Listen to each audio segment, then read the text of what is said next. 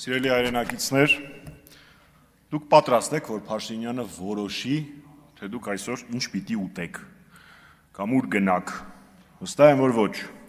բայց ինքը արդեն փորձում է մեզ թելադրել ինչ խոսենք, ինչին հավատանք, ինչով հպարտանանք, ում հերոսացնենք։ Հաջորդը որն է, բոլորին ստիպելու է գլխարկ դնել։ Հայաստանի Հանրապետությունում այս պահին կան 50-ից ավել քաղբանտարկյալներ, մարդիկ, որոնք ազատությունից զրկված են, որովհետև Փաշինյանին դուր չի գալիս, թե նրանք ինչ են խոսում, ինչպես են մտածում, ինչին են հավատում։ Բոլոր քաղբանտարկյալները պայքարում են մեզանից յուրաքանչյուրի իրավունքների համար։ Կապ չունի, որ քաղաքական ուժին եք սատարում, բայց քաղաքական բանտարկյալը պայքարում է մեզանից յուրաքանչյուրի խոսքի ազատության համար։ Ու իրենք այդ պայքարից ավելի ուժեղ են դուրս գալու։ Իսկ մենք որպես հասարակություն, նրանցից մեկը, Նարեկ Սամսոնյանը, դիմել է պայքարի ամենածանր, ամենածայրահեղ միջոցներից մեկին, հացադուլին, եւ արդեն 12 օր հացադուլի մեջ է։ Նա պայքարում է ոչ միայն իր ազատության, այլ նաեւ իր առողջության հաշվին։ Պայքարում է իմ եւ քո համար։ Նարեկի եւ մեր մյուս ընկերների պայքարին անտարբերությամբ պատասխանելը առնվազն անշնորհակալ կլինի։ Գիտեք, ինձ գլխարկներ չեն սազում, եւ ես չեմ պատրաստվում սկսել հարվածային գործիքների վրա նվագել սովորել, ոչ էլ պատրաստվում եմ լռել կամ հավատանքս փոխել, համակերպվել։ Պայքարի այլընտրանքը համակերպվելն է, վերանալը։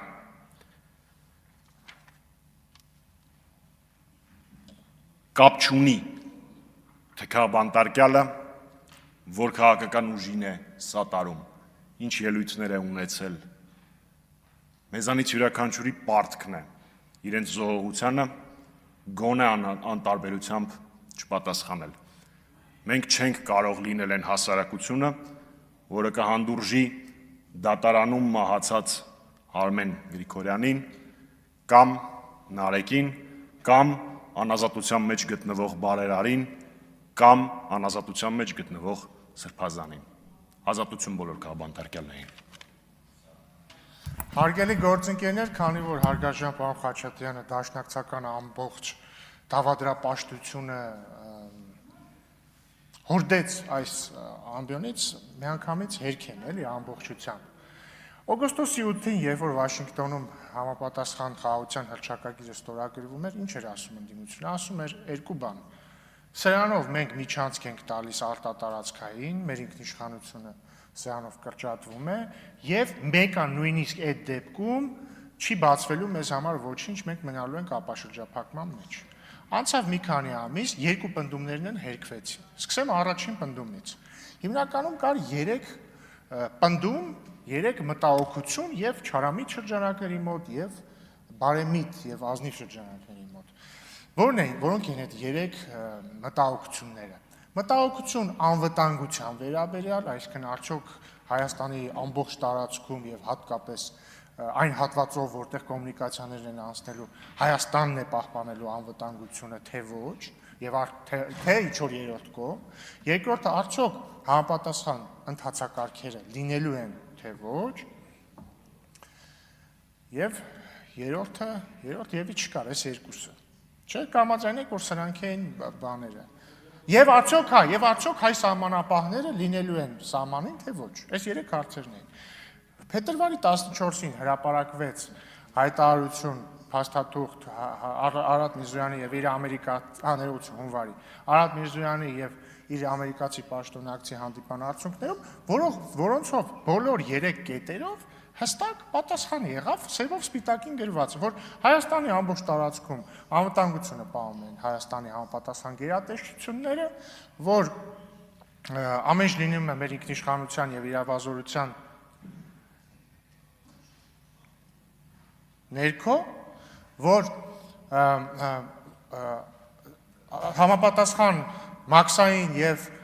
սահմանային ընթացակարգերը լինելու են, որ հայ սահմանապահներն էլ ֆիզիկական ներկայություն են ունենալու բոլոր սահմանային եւ մաքսային համապատասխան կետերով։ Այսինքն հրապարակվեց փաստաթուղթ այն մասին, որ չի լինելու արտատարածքային միջանցք, լինելու է ճանապարհ, ինչը մենք ուզում ենք։ Հաջորդը օգոստոսի 8-ին մեր ընդդիմադիրները պնդում էին, որ ոչ մի ապաշրջափակում չի լինելու եւ Հայաստանը շարունակելու է մնալ շրջափակման մեջ։ Արդյունքում ինչ եղավ, Հայաստանը մասնակիորեն ապաշրջափակվեց նույնիսկ թրիփի իրագործումից առաջ, որովհետեւ ես ձեզ ուզում եմ հիշեցնել, որ մենք արդեն մի քանի ամիս ապրում ենք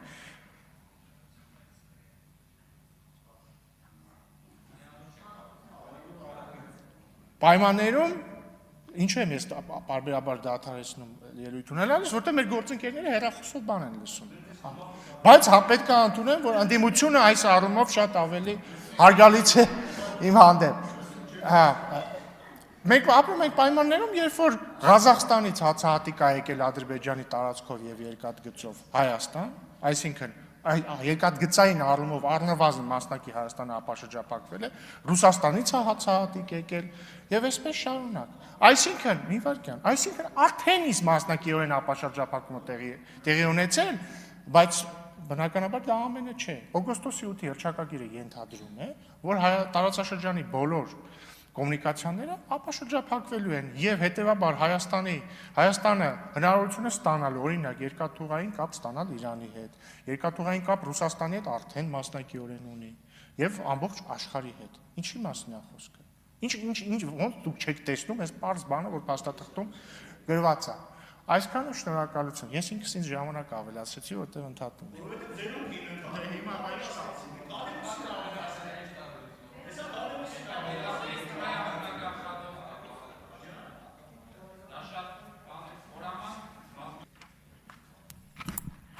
Սիրելի հայրենակիցներ, հատկապես խոսքս ուղղում եմ աղքատության եւ ծայրահեղ աղքատության մեջ ապրող կենսաթոշակառուներին եւ նվազագույն աշխատավարձով աշխատող մեր աղքատ քաղաքացիներին։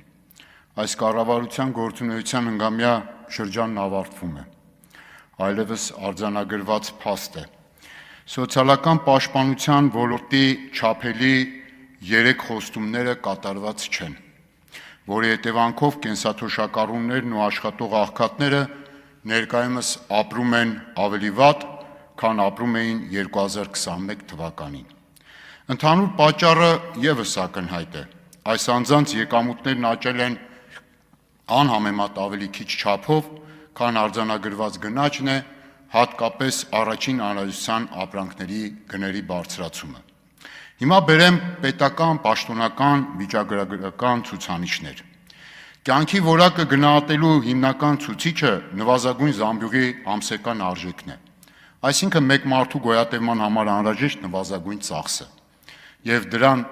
հետ համեմատ այդ մարդկանց եկամուտները։ Կարճ ասած, մարդու եկամուտը բավարար է գոնե գոյատևելու համար, թե ոչ։ Այս զամբյուղի արժեքը 2025 թվականի առաջին կիսամյակին 21 թվականի առաջին կիսամյակի համեմատ աճել է 15000 դրամով։ Այս նույն ժամանակահատվածում նվազագույն կենսաթոշակը աճել է 9500 դրամով, միջին կենսաթոշակը աճել է 9000 դրամով, նվազագույն աշխատավարձն էլ 7000 դրամով։ Այսինքն, կենսաթոշակառուն միջին կենսաթոշակով կարող է ամսվա ընթացքում կատարել ընդամենը իր 18 օրվա նվազագույն ծախսը, իսկ նվազագույն կենսաթոշակով ընդամենը 13 օրվանը։ Ավելի պարզ, միջին կենսաթոշակ ստացողը աղքատ է, իսկ նվազագույն կենսաթոշակ ստացողը ծայրահեղ աղքատ։ Խոստացել էին, որ միջին կենսաթոշակառուն պետք է հաղթահարի աղքատությունը, առնվազն 2026-ին, իսկ ծայրահեղ աղքատությունը ընդհանրապես պետք է վերացնեն մեր երկրում։ Խոստացել էին նաև նվազագույն աշխատավարձը դարձնել 85000 դրամ։ Դրա չափը հիմա սակայն 75000 դրամ է, շուրջ 7000 դրամով պակաս նույնիսկ մեկ անձի նվազագույն ամսական ծախսից։ Իդեպ 2021 թվականին նվազագույն աշխատավարձը գերազանցում էր այդ շրջանում արկա նվազագույն սպառողական զամբյուղի արժեքին։ Փաստորեն նվազագույն աշխատավարձ ստացողն էլ դարձավ աշխատող աղքատ։ Եվ սա է իրականությունը, շուտով նախընտրական փուլ է եւ բնականաբար այս նույն ուժը գալու է նույն սուտ խոստումներով, որպիսի ձեռքվեն կորզի, վերարտադրվի եւ շարունակի կեղեքել հատկապես աղքատ խավի։ Սիրելի աշակերտներ, ես ուզում եմ շնորհավորել Հայաստանի ժողովրդին, որովհետև ես հավատում եմ, որ նախորդ շաբաթ շատ կարևոր իրադարձություն է տեղի ունեցել, եթե կուզեք պատմական իրադարձություն է տեղի ունեցել, եւ խոսքը այն փաստաթղթի վերաբերյալ է, որը հրապարակվեց Հայաստանի արտգործնախարարի եւ Միացյալ Նահանգների պետքարտուղարի հանդիպումից հետո։ Ըստ էության ուրվագծվել է Հայաստանի ապաշրջափակման դետալները, դրվել է խաղաղության ինստիտուցիոնալացման հերթական հիմքը եւ գործնական հուն է մտել Հայաստանի կառավարության խաղաղության խաշմերուկ նախագծի իրագործումը։ Շնորհավորում եմ, որովհետեւ նախ եւ առաջ սա մի թեմա էր, որը օբյեկտիվորեն ուներ լի էր անվտանգային որոշակի ռիսկերով, առնվազն այն խոսույթը, որը կար այս թեմայի շուրջ, ուներ անվտանգային ռիսկեր, եւ այս փաստաթղթով լիակատար այդ ռիսկերը չեզոքացվում են։ Բացի այդ, սա մի թեմա էր, որը ուղիղ 5 տարի, 2020 թվականից մինչև հունվարի 14-ը բոլոր հնարավոր ձևերով մանիպուլացվել է, թե Հայաստանի ներսում, թե Հայաստանից դուրս, եւ հիմա այդ մանիպուլյացիաների դաշտը, եթե չի չեզոքացել, ապա առնվազն շատ կրճատվել է, եւ հաջորդ ցուցիչը, որը ցույց է տալիս, որ այս նախագիծը, այս հայտարարությունը եւ դետալները շատ առանցքային եւ կարեւոր են, դա ընդդիմության տրամադրությունն է, որովհետեւ ակնհայտորեն ընդդիմության տրամադրությունը այս օրերին ընկած է,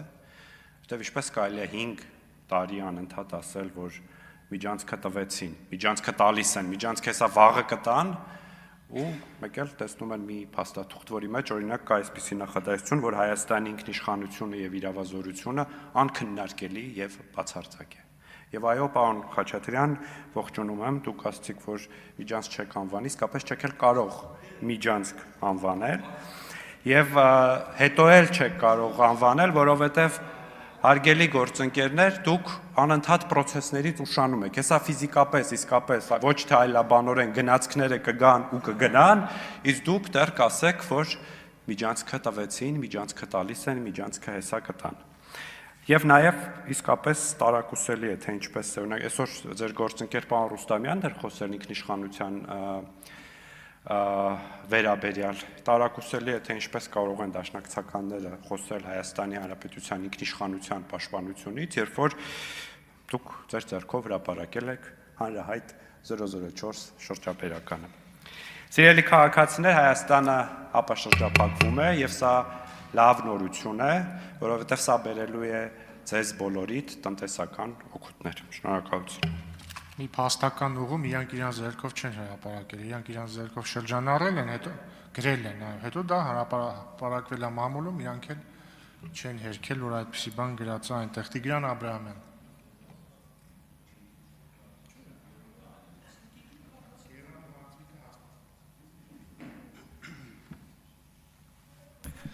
Հարգելի հայրենակիցներ, ինչ պատահեց, որ քաղաքացիներին կեղծ, ժպիտող, սիրող եւ նրանցով հպարտացող իշխանությունը սկսեց խմբագրել իր խոստումները, սեփական վերաբերմունքն արտահայտելով ընտրովի։ Այն քաղաքացիները, որոնք մասնակցում են իշխանության խրախճանքին, շրջիկ կառնավալներին եւ ամեն գնով պաշտպանում Փաշինյանական իշխանությունը, նրանց սրտիկներ եւ հաջողություններ բաշխում։ Իսկ ովքեր չեն կիսում իշխանության եւ նրանց կուսակցական ոճի հավատացությունն ու տեսակետները, քաղաքական հետապնդման են ենթարկվում, խղճի բանտարկյալների վերածվում, բանտերում հայտնվում եւ անդադար դատարանային հրմոշտոցների մեջ ընկնում։ Մեկը հանդգնել է քաղաքականությամբ զբաղվել, մեկը մեղավոր է, որ հեղինակություն ունի, մյուսը իշխանությանը ոչ հաճո տեսանյութեր է հրապարակում, մեկը մերժել է դավաճանությունն ու ուրացումը, մյուսը պարզապես չի տեղավորում իշխանության ընտրական հաշվարկներում։ Այս իշխանության համար ի սկզբանե եղել է առանցքային սկզբունք, կառավարումն իրականացնել հանրային ատելության եւ թշնամության հիմքով, արհեստական ճգնաժամեր հրահրելու ու դրանք հերոսաբար լուծելու հաշվարկով։ Այս ռեժիմին հատուկ է մարդկանց տարանջատումները եւ ներհասարական կոնֆլիկտի վրա խաղալով ջարդել ներհասարակական համերաշխությունն ու երկրի դիմակայությունը, լուծել սեփական ներքաղաքական խնդիրները, իսկ արտաքին անվտանգության հարցը թողնել հովանավորների խղճին։ Իշխանությունը ներքին վախերի, կուտակված բարդույթների եւ արժեզուրկ պատկերացումների պայմաններում իրավիճակից դուրս գալու մեկ ճանապարհ է ընտրել՝ ոչնչացնել, փլել, ամայացնել ամեն ինչ, կլինի մարդ, գաղափար թե ինստիտուտ, որոնք ապահովում են երկրի բնականոն ընթացքը, զարգացումն ու հարատևությունը։ Մայրաթորի դեմ քայքայիչ հարձակումները վկա։ Այս 8 տարիների ընթացքում մեծատիվ մարդիկ քաղաքական հետապնդումներ են ենթարկվել, շատերի նկատմամբ կալանքը որպես պատժի ձև է ընտրվել, ոմանք էլ տարիներով ճաղերի հետևում են հայտնվել։ Այս պահին օրինակ առողջական ծանր խնդիրներով հացադուլի մեջ է մեդիա ներկայացուցիչ Նարեկ Սամսոնյանը, ում իրավունքները խախտվել են բոլոր առումներով, խուզարկություններից, կալանավորումից մինչև քաղաքական հետապնդման բոլոր պարամետրեր, կամ համբերություն եւ ամուր նյարդեր բոլոր այն անձանց, ովքեր պայքարում են սեփական իրավունքների վերականգնման համար։ Սատարումս բոլոր քաղբանտարկյալների, ովքեր իշխող ռեժիմի ծանր ճնշումների եւ հարձակումների պայմաններում պաշտպանում են սեփական տեսակետներն ու սկզբունքները։ Շուտապույտ ազատություն բոլոր քաղբանտարկյալներին։ Սիրելի հայրենակիցներ, դեռևս անցյալ տարի կառավարության բյուջեի նախագծի քննարկման ժամանակ ես բարձրաձայնեցի M3 Սպիտակ Վանաձոր ճանապարհի գծանշման երթևեկության նշաններով կահավորման մասով հազարավոր վարորդների դժգոհությունները։ Այնուհետև նույն խնդրի վերաբերյալ արդեն գրավոր հարցում ուղարկեցի ՏԿ-ին, որին ի պատասխան ստացել եմ հետևյալ գրությունը. Հարգելի Տիկին Գյուլեգյան, ձեր հիշյալ գրության բարձրացված խնդրին լուծում տալու նպատակով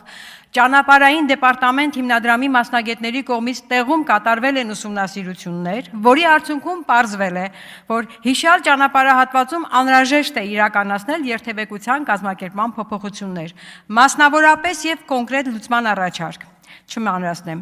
Փաստորեն նախարարությունը ընդունել է, որ խնդրով առարկա ճանապարհահատվածի երթևեկության նշաններով կահավորման մասով արկա է սխալ գծանշում, խոստացել է իրականացնել երթևեկության կազմակերպման փոփոխություններ։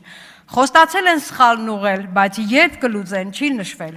Վարորդները ինչպես մինչև սխալ ընդունելը, այնպես էլ սխալն ընդունելուց հետո շարունակում են տուգանվել, շարունակում են մնալ տուգանքի մատերիալ։ Դիմում եմ ՏԿ-ն նախարարին, պարոն Խուդատյան, վարորդական հանրույթը պահանջում է նշել այդ սխալն ուղղելու հստակ ժամկետները եւ ոստիկանության համապատասխան բաժնի հետ քննարկել ու դիտարկել նման սխալի համար նշանակված տուգանքների որոշումների վերանայման հնարավորությունները։ Նույն վիճակն է նաև վերին պտղնի 4-րդ փողոցի բնակելի տների դպրոցահասակ երեխաներին անվտանգ դպրոց հասցնելու նպատակով համապատասխան տրանսպորտային միջոց հատկացնելու հարցը մարզային կամ համայնքային ծրագրերի շրջանակներում կարգավորելու տարբերակը։ Այդ հարցով ԿԳՄՍ-ն եւ ՏԿ-ն միասին արդեն 2 տարի է իրականացնում են նշված տարբերակի ֆինանսական գնահատականի ճշտում։ 2 տարի աշխատում են 2 նախարարությունով եւ չեն կարողանում ստանալ այդ ծրագրի ֆինանսական գնահատականը, բայց լավ աշխատանքի համար միլիոններով պարգևներ են ստանում։ Սա է այս կառավարության գործելավոճը։ Խոստանալ եւ չկատարել, ինչպես մնացած բոլոր խոստումները։ Խոստանալ ու գոռալ, թե Արցախը Հայաստան է ու վերջ, հետո Արցախը հանձնել Թուրքին։ Խոստանալ ու գոռալ, թե Հայաստանը ժողովրդավարության բաստիոն է, բայց երկիրը տանել դեպի բռնապետություն, խմբագրել ընտրությունների արդյունքները բռնապետիկի կապրիզով։ Խոստանալ ու գոռալ, թե երկիրը դարձրել են օրենքի գերակայության երկիր, բայց ամեն օր ոտնահարել մայր օրենքը սահմանադրությունը։ Խոստանալ ու գոռալ, թե Հայաստանի Հանրապետությունը ճանաչում է հայաստանյաց առաքելական Սուրբ եկեղեցու, որպես ազգային եկեղեցու բացառիկ առաքելությունը հայ ժողովրդի հոգևոր կյանքում եւ ամեն օր հոխորտալու հարձակվել նրա վրա։ Եկել է ժամանակը, եկել է հանրությանը ձեր տված խոստումների չկատարման բացատրությունների ժամանակը եւ այդ պատասխանը դրա դուք ստանալու եք։ Վահագն Ալեքսանյան։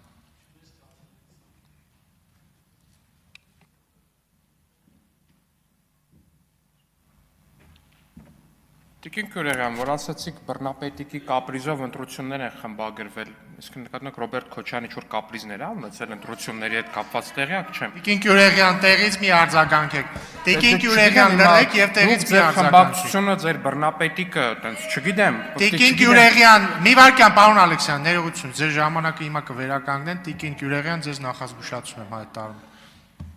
Չգիտեմ, հիմա ինչ եք որոշել գաք այս ամբիոնից Ռոբերտ Քոչանին բռնապետի կանվանել, հատկապես որ մենք նրա կապրիզներին էլ այդքան առանձնապես ծանոթ չէինք, Տիկին Գյուրեղյան։ Տիկին Գյուրեղյան, լռեք։ Տիկին Մինասյան, դուք էլ լռեք։ Շարունակեք, պարոն Ալեքսյան։ Վերականգնեք, պարոն Ալեքսյան։ Ամեն դեպքում ես պարոն Ռոբերտ Քոչանին այդ անունով չեմ դիմում ըստեղից, դուք դիմեցիք, ուզում եի ուղղակի հասկանալ, էլի, Տիկին Գյուրեղյան։ Թեթև տարեք, հիմա եկաք ասացիք ինչ եք նեղանում էլ։ Ինչ վերաբերվում է խոստումներ կատարել ու չկատարելուն որպես այդպեսին, սիրելի քաղաքացիներ, ես ուզում եմ մի շատ կարևոր խոստման կատարման մասին խոսել ձեր հետ։ Վերջերս ներդրվեց առողջապահության համընդհանուր ապահովագրությունը, որը մեր թոշակառուների համար կլինի անվճար։ Այն նույն թոշակառուների համար, որոնց օրինակ Դաշնակցությունը Հանրապետականը, որը հերոսաբարելի լքեց դահլիճը 2018 թվականին, որպես նվազագույն կենսաթոշակ տալիս էին 16000 դրամ, տալիս էին 0 առողջապահական ապահովագրություն, ասում էին գնացեք ապրեք։ Ձերի երեխաներ, որ իմանամ եք, օրինակ 16000 դրամը ձեր քանի օրվա բուֆետի փողն է, 1 ամսվա ենթադրում եմ, կամ լավ այդ վատ դեպքում եմ ասում, տենց մի երեխեքից մեկը ցույցատալի 6, 7, 5, տենց թվերա ցույց տալ երեխեքից մեկը։ Դուք այդ գումարը տալիս եք թոշակառուին, որպես 1 ամսվա թոշակ, դուք 16000 դրամը, դուք 16000 դրամը տալիս եք թոշակառուին, ասում եք գնա ապրի, ավելի ճիշտ ասում եք գնա մահացի, որտեվ 16000 դրամ առանց առողջապահական ապահովագրության շատ դժվար է պատկերացնել, թե ոնց է հնարավոր ապրել։ Մենք այդ թոշակը, որի մասին դուք այդքան խոսում եք, 16000 դրամից դարձրել ենք 20% հետ վճարը ներառյալ 43000 դրամ։ Կասեք իհարկե գնա, չգնա, եթե չեմ սխալվում 9000 դրամ ա եղել, որպես այդպեսի։ Ճիշտ չեմ հասկանում։ Մոտավորապես այդ հաշվարկով այդքան է տեղի եղել։ Ժողովուրդ ջան, ցանկացած պայմաններով եռակի 300% գնաց չի եղել Հայաստանի Հանրապետությունում նվազագույն զամբյուղի։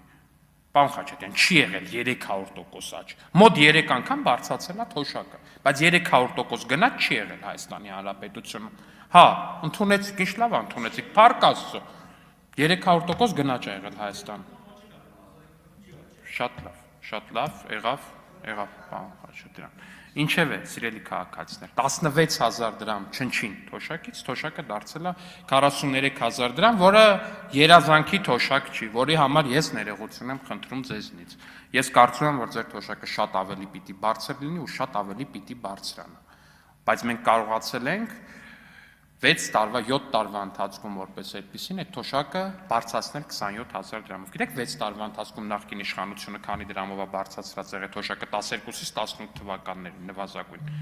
Գիտեք պարոն Խաչատրյան, 3000 12 թվին եղել է 13000 դրամ եւ 18 թվականին դարձել է պարոն Խաչատրյան 16000 դրամ։ 6 տարի ամբողջ կառավարություն պատկերացնեք Սերժ Սարգսյանը, Դաշնակցությունը, տենց փայլուն երկու քաղաքական տիտանները գլուխ գլխի են տվել ու ծնել են 3000 դրամի կենսաթոշակի աճ նվազագույն որպես այդպեսին։ Մենք այդ նույն ժամանակահատվածում բարձրացրել ենք թոշակը 27000 դրամով ու մեր թոշակառուներին տվել ենք անվճար առողջապահական ապահովագրություն։ Ես նորից ասում եմ, որ սա բնականաբար բավարար չի, սիրելի թոշակառուներ։ Բնականաբար ձեր թոշակը պիտի շարունակաբար բարձրանա։ Բայց դա ապահովել կարող է մենակ այն իշխանությունը, որը արդեն ցույց է տվել, որ 6 տարում կարողանում է 27000 թոշակ ավելացնել, ոչ թե 3000 ավելացնել։ Տիկին Գյուրեղյան, լուր նստած լսում եք, բայց տեղից ընդհատեք, ասեք տենց չի, ինչի չեք ընդհատում։ Գուցե որտեվ չեք կարող ասել, որ տենց չի։ Արմենուհի Ղազարյան։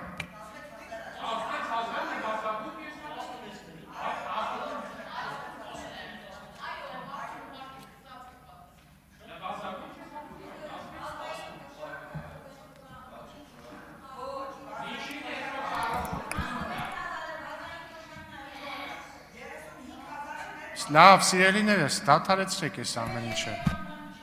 Տիկին Գյուրեղյան, դուք ուշացաք, ընդհատելուց Տիկին Գյուրեղյան, ուշացել եք, պիտի Ալեքսյանին ընդհատեիք։ Ես քոչ եմ, ես քեզ եմ, ձեր եմ, բայց քոչ եմ, ես ձեր ընկերը չեմ, Տիկին Գյուրեղյան։ Երեխաներից գոնե ամաչեք։ Դե որ հետաքրքրացնեմ էլի, բայց չհետաքրքրացնեմ էլի։ Ազգային ժողովի հարգարժան փոխոսնակ, հարգելի գործընկերներ, սիրելի քաղաքացիներ։ Մեր ընդդիմությունը եւ նրանց հարող ուժերը հաճախ փորձում են ներկայանալ որպես ազգային շահի պաշտպաններ, սակայն իրականում նրանք հիացած են մերձ կրեմլյան պրոպագանդիստների դուգինիզմով, լեցուն տեսակետներով եւ սպասում են հրաշքի։ Նրանք ակնկալում են, թե երբ է Հայաստանը զրկվելու իր ինքնիշխանությունից եւ անկախությունից, որպիսի դառնան Ռուսաստանի պրոքսի երկիր։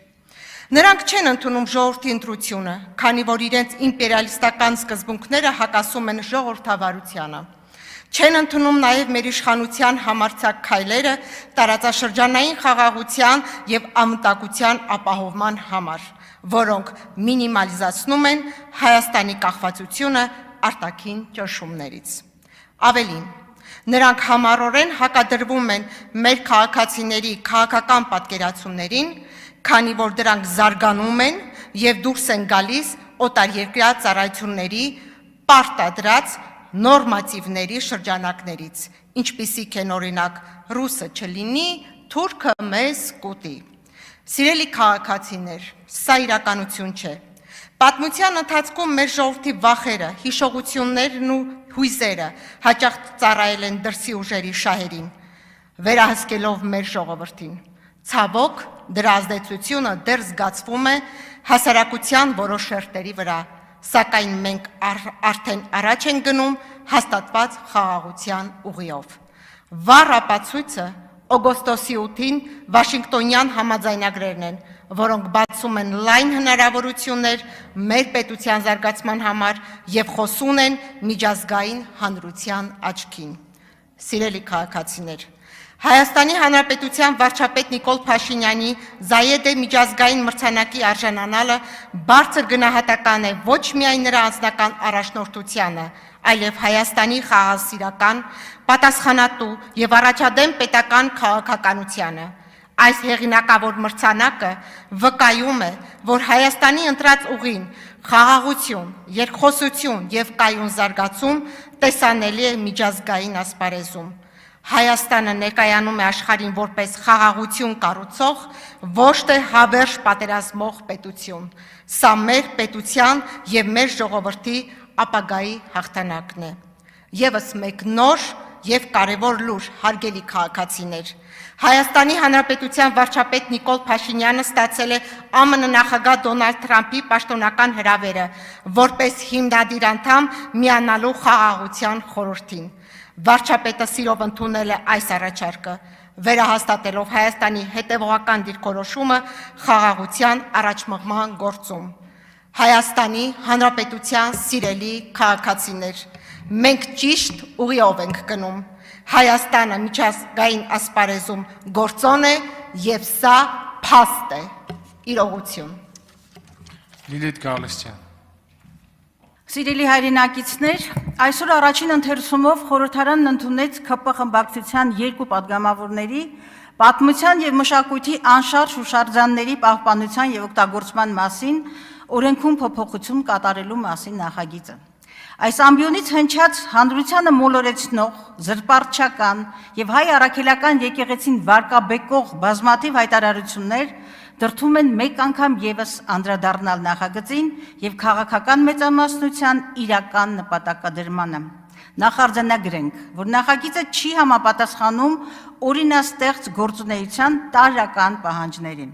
Ի սկզբանե այն մեռելածին է եւ հետապնդում է սոսկ քաղաքական քարոզչական նպատակ հետեւյալ հիմնավորումներով։ Առաջին, մասնավորապես պատմության եւ մշակույթի անշարժ հուշարձանների նպատակային նշանակությունը որևէ մեկը իրավասու չէ փոխել անկախ վերջինի սեփականության ձևից։ Ուստի օտարելու դեպքում շարունակելու է պահպանվել նույն իրավական ռեժիմը։ Հետևաբար անիմաստ է եւ կեղծ այն մտահոգությունը, որ պատմության եւ մշակույթի անշարժ հուշարձանները կարող են օտարումից հետո օգտագործվել ոչ հանրօգուտ եւ իր բուն նշանակությանը տարբերող նպատակով։ Երկրորդ, հայաստանյաց առաքելական Սուրբ եկեղեցին երբևէ չի օտարել եւ ոչ էլ պատրաստվում է օտարել պատմության եւ մշակույթի որևէ անշարժ հուշարձան, ուստի օրինագիծը հիմնազուրկ է նաեւ այս առումով։ Ցանկացած օրենքի նախագիծ պետք է հետապնդի ոչ թե ապրիորի, ենթադրյալ կամ դավադրապաշտական թեզեր, այլ կոնկրետ հանրային պատվեր։ Օրինագծի վերաբերյալ այս ամբիոնից հնչած բազմաթիվ դատողություններ եւ այսպես կոչված հիմնավորումները կամ դիտավորությամբ խեղված էին կամ չունեն նվազագույն գիտելիքային հենք։ Դրանց բուն նպատակը այս ամբիոնից հայաստանյաց առաքելական եկեղեցին վարկաբեկելն է, հանրության մոտ հակաեկեղեցական տրամադրություններ ձևավորելը։ Նախանձելի խիզախությամբ այս բարձր ամբիոնից կասկածի տակ է դրվում հայ առաքելական եկեղեցու կրոնական կազմակերպություն լինելն ու պետությունից անջատ լինելու սահմանադրական նորմը։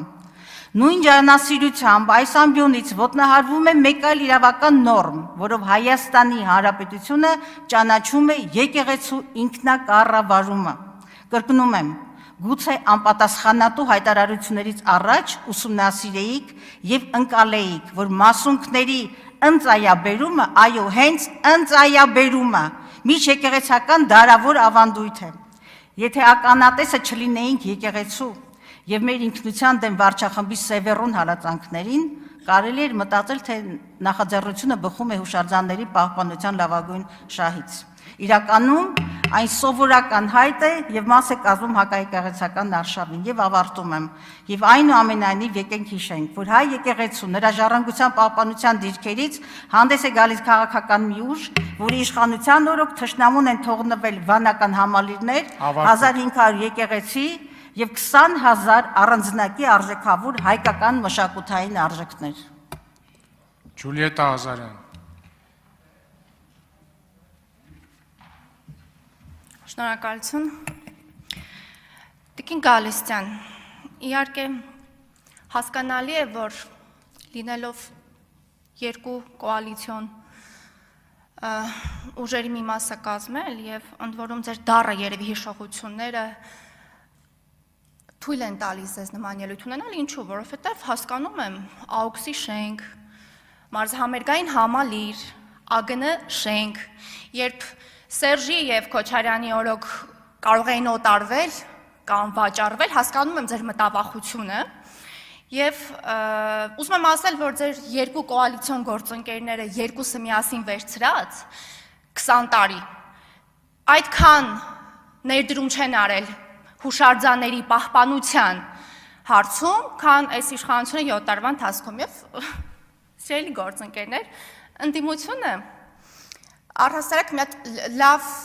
արհեստի ճյուղ կա, դզող եւ փչող շատ պետքական, այսպես ասած, ճյուղ է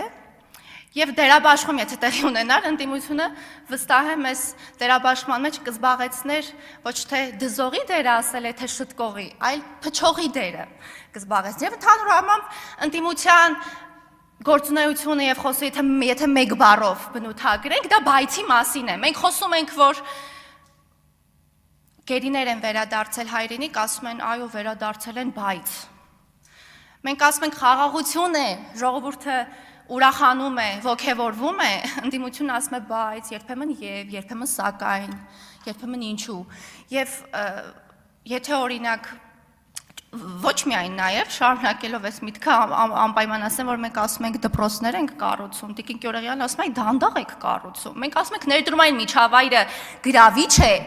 ասում են այո թվեր կան, բայց այդքան էլ մեծ չեն թվերը, եւ եթե օրինակ հիպոթետիկ պատկերացնենք, որ Հայաստանի Հանրապետությունում ամեն ինչ լիակատար, գեղեցիկ է, չկան խնդիրներ, չկան խոչընդոտներ, միևնույն է ընդդիմությունը կգտնի մի անկյուն, որտեղ կկարողանա ոչ թե շտկել, այլ պայմանական փչել են չարաճճի, երեխեք կան, չէ, որ մեծահասակը կոնստրուկտոր է պատրաստում, լեգո ասվածը, կամ փազլ է հավաքում եւ գալիս է կողքից չարաճճի բնորոշ մանկահասակ երեխայի չարաճճությամբ փչում է եւ քանդում է պատրաստված կոնստրուկտորը, որը երկար ժամանակ խնամքով մեծահասակը կառուցել էր։ Այ ընդդիմությունը նման է այս փչողին, երբ ասում էի դզողը եւ փչողը, այս դեպքում իշխանությունը շտկողն է, իսկ ընդդիմությունը մշտապես փչողը, այն բոլոր կոնստրուկտորները դրական իմաստով եւ համատեքստում որոնք կառուցում է իշխանությունը։ Շնորհակալություն։ Մարինա Ղազարյան։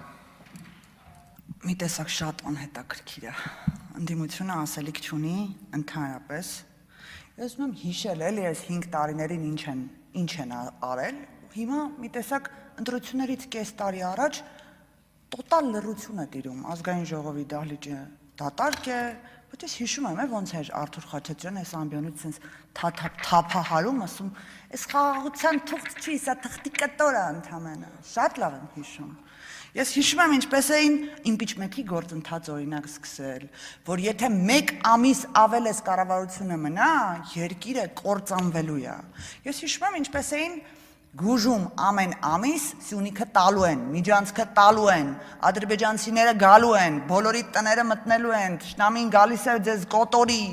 Շատ եմ հիշում, շատ լավ եմ հիշում այդ դաշտի տորպեդահարումը, որ 5 տարի թե փողոցում, թե ստեղ ազգային ժողովում, թե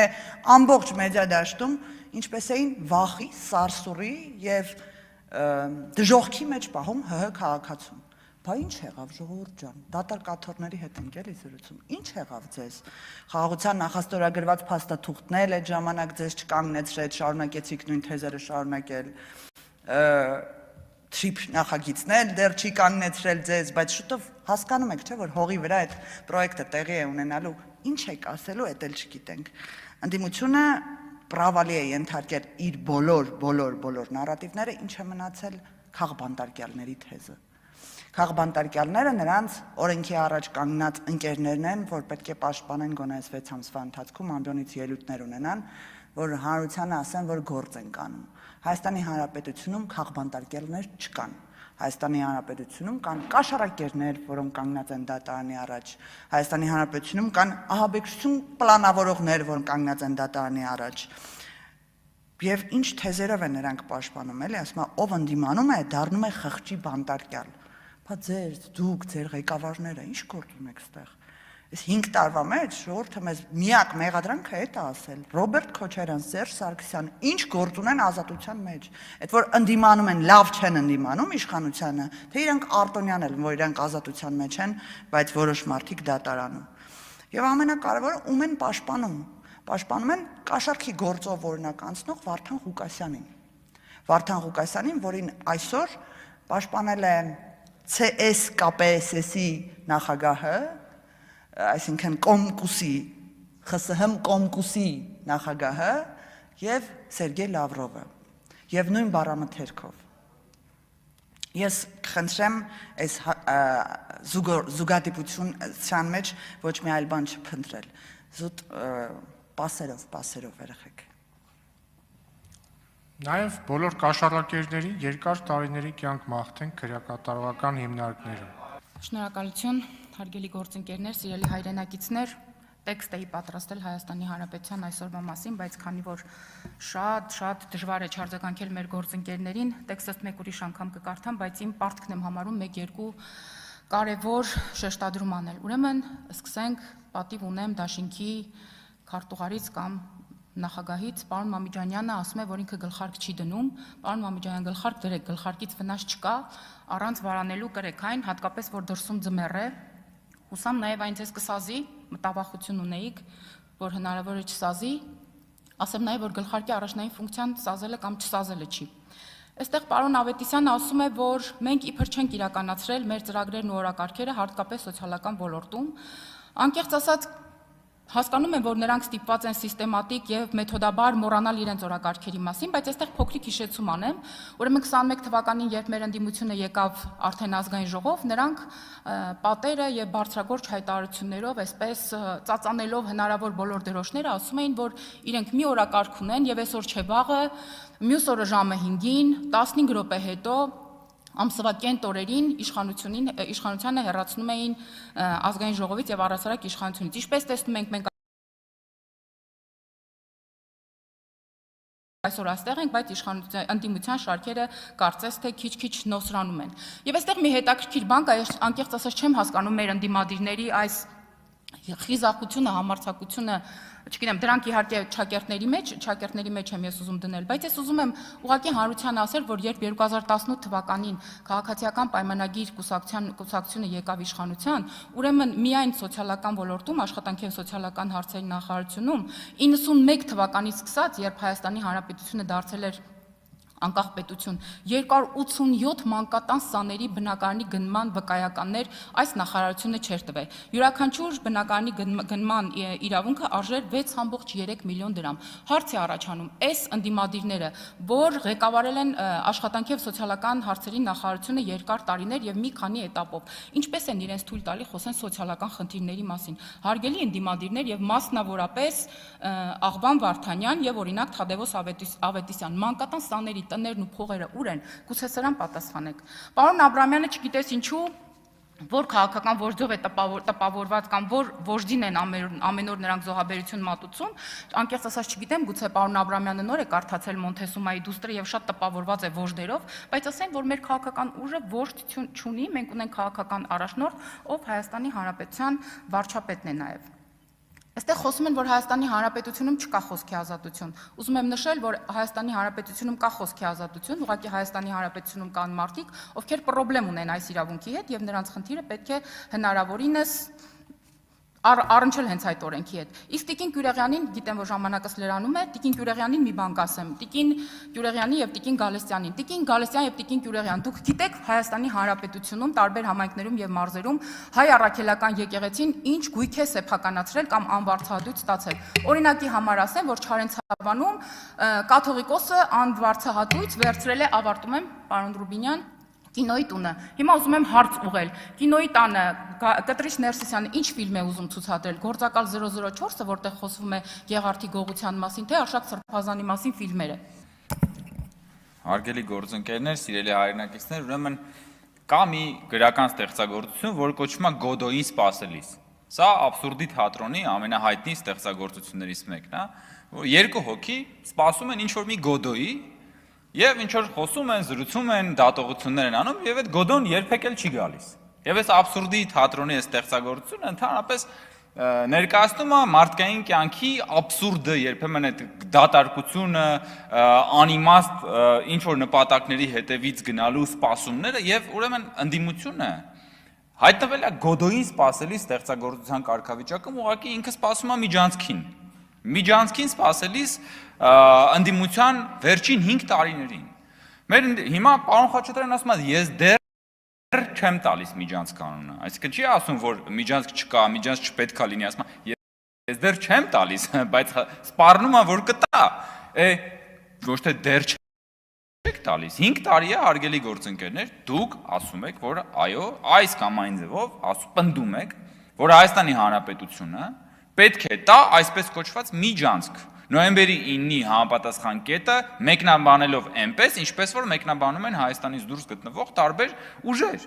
Հիմա բնականաբար պարզ է, որ դուք թրիփով պետքա բավարարված չլինեք, բայց կա նաև հաջորդ մեկ այլ կողմը։ Այսօրվա մեր ընդդիմության մի մասը սկսում է կամաց արդեն փոխել նարատիվը, ասում է, դե այդ թրիփը այդքան էլ վատ բան չի, թրիփը լավ բան է, բայց այս իշխանությունը չի կարա այդ թրիփը իրագործի։ Մեզ պետք են ուժեղ բանակցողներ, որ գնան թրիփը իրագործեն։ Բայց ստեղ էլի գալիս է մի հատ աբսուրդ, որ եթե թրիփը լավ բան է, բա այս իշխանությունն է բանակցել, որ ստացել է թրիփը։ Էլ ոնց է ստացվում, որ այս իշխանությունը լավ բանակցող չի, այ դուք պիտի գաք, որ գնաք բան անեք, վերցնեք եւ թրիփը դարձնեք ավելի լավ ծրագիր։ Մյուսը, պարոն Խաչատրյանն եւ ընդհանրապես մեր ընդդիմությունը պրոբլեմ ունի իրական կյանքություն ունի։ Կյանքը միշտ հաղթում է պաթոսին։ Եվ օրինակ Ադրբեջանից ներմուծված բենզինը մարդը կարող է լցնել իր մեքենան եւ այդ մեքենան կշարժվի։ Բայց ընդդիմության էժան հայրենասիրությունը ոչ միտեղ չես կարա լցնես եւ ոչ մի բան չի շարժվի այդ հայրենասիրությունից։ Ընդհակառակը այդ ընդդիմության էժան հայրենասիրությունից միշտ կարելի է հետ գնալ։ Իսկ մենք ուզում ենք, որ մեր պետությունը, մեր երկիրն ու մեր ժողովուրդը առաջ գնա։ Եվ սա ապաշրջափակման կարևոր դրվագներից մեկն է։ Եվ ես չեմ զարմանում, եթե պարզվի պարոն Խաչատրյանը եւ մեր ընդդիմության մյուս գործընկերները հերթ են կանգնում մեզալեցականների մոտ, որ այդ բենզինից լցնեն։ Հիմա մենք պետք է նաեւ ճշտել, արդյոք եւ լավ կլինի որ լցնեն։ Եվ ես վստահ եմ, որ իրենք առաջինն են լինելու եւ առաջիններն են, որ օգտվում են ապաշրջափակման պտուղներից, բայց գալիս եւ այստեղ էժան հայրենասիրության ելույթներ են ունենում ապաշրջափակման դեմ։ Արթուր Հովհաննիսյան։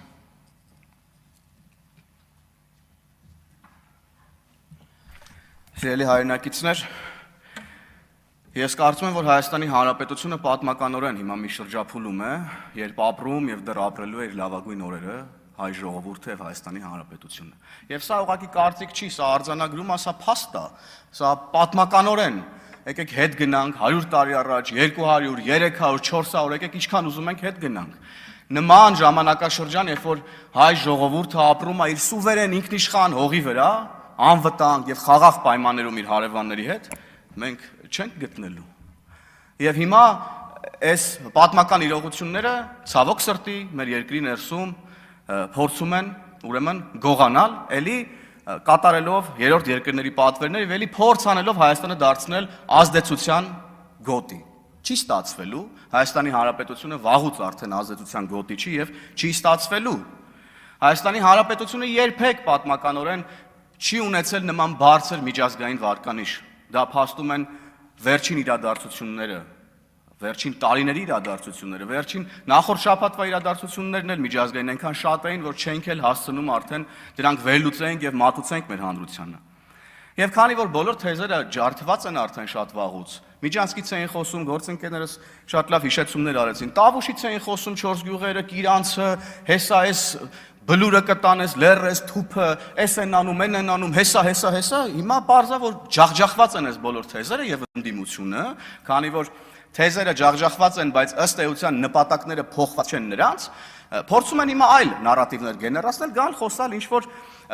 թիրախներ են ընտրում, թույլ տեղեր են ընտրում, թոշակներն են ընտրում, աղքատության մեջ գտնվող մեր հայրենակիցներին են թիրախավորում ըստ էության եւ փորձում են նրանց ուրեմն խնդիրներն օգտագործել եւ գալիս են այստեղ ինչ որ թոշակներից են խոսում օրինակ մարդիկ, ում խմբակցության 90%-ը երևի ապօրինի գույքով է անցնում։ Իդեպ պետությունը շատ մեծ գումարներ է ծախսում, որպեսզի այդ քննություններն իրականացնի, բացահայտի եւ ապօրինի գույքերը վերադարձնի։ Պարոն Թադևոս Ավետիսյանին կառաջարկեմ իրանց խմբակցության նիստին հավաքի բոլորին, ասի ժողովուրդ ջան, ձեր ապօրինի գույքերը, որ այդքան փող է ծախսում պետությունը հետ բերելու վրա, հավաքեք իրար գլխի սիրուն տարեք, վերադարձրեք պետական բյուջե եւ առաջարկով հանդես եկեք, որ ընդդիմության ապօրինի գույքերով ուրեմն բարձրացնենք թոշակառուների թոշակները, որովհետեւ Հայաստանի Հանրապետության պետական ռեսուրսներով ցավոք սրտի շատ արագ եւ միանգամից չի ստացվում դա անել։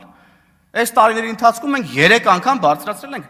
ուրեմն նվազագույն բազային թոշակի չափը եւ ավելացրել ենք նաեւ առողջապահության ապահովագրությունը։ Եվ ժամանակը սպառվում է, մի թեմա էլ անդրադառնամ։ Ասում են Հայաստանում կան քաղբանտարկյալներ եւ նրանց փորձում են լրացնել ուրեմն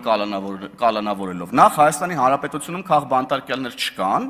եւ երկրորդ ձեր նշած ճակերտավոր քաղբանտարկյալներն ասում են շատ կոնկրետ հանցագործություններով եւ խոսելն ենք ուզում լրացնել ձեր որևէ